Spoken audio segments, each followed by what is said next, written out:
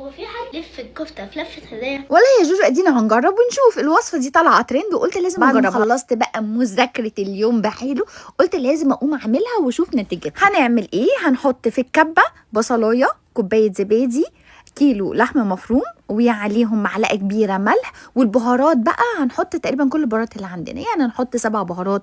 هنحط توم باودر، بصل باودر، طبعا فلفل اسود، حبهان مطحون، رشه جنزبيل باودر، رشه جوز الطيب، رشه شطه صغننه جدا، ومعلقتين 3 زيت زيتون. وهنضرب كل ده لحد ما يتفرم فرم ناعم جدا جدا جدا. ودي لفه الهدايا اللي كان جوجو بيتكلم عليها. هنجيب ورقتين زبده ممكن يكونوا صغيرين كده او الرول الكبير، ونحط بقى ما بينه كور لحمه زي ما انتم شايفين كده، وبعدين نبدا نفردها.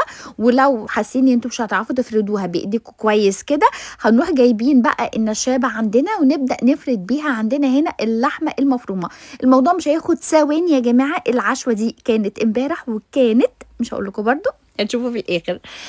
هنا بقى انا خلصت فرد اللحمه، هبدا بقى ارول كل عندي اللحمه المفرومه بالشكل ده لحد ما اخلص الكميه. كميه متناسبه بحطها كوره في قلب الورقتين، بفردها بالشكل ده وابدا بقى ارولها بالشكل ده لحد ما اخلص عندي هنا الكميه كلها. احطها في صاج بيدخل الفرن، صينيه كبيره، والفرن عندي لازم يكون سخن جدا، يعني انا سخنته قبل ما اشتغل فيها اصلا. وبعدين دخلت بقى على اعلى درجه حراره، حطيته في الرف اللي في الوسط. بعد تقريبا نص ساعه لقيتها نزلت ميه، طلعتها صفيتها تماما ورجعتها الفرن تاني. بس عايزه اقول لكم خطيره، ريحتها جابت جوجو ودوقت حلو، عجبته جدا جدا. بصوا اللحمه طالعه عامله ازاي، مستويه عامله ازاي.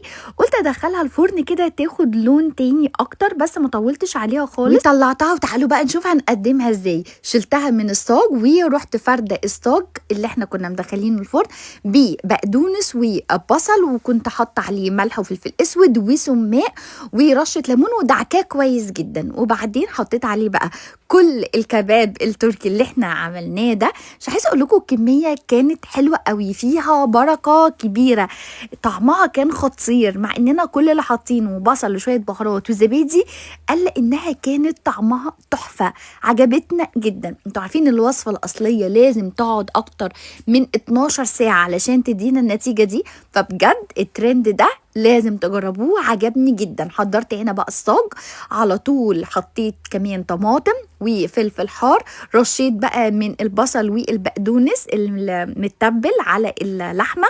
كمان كنت مجهزه سلطه زبادي عاملاها بالطحينه، يعني زبادي وطحينه وشويه بهارات وخل وليمون.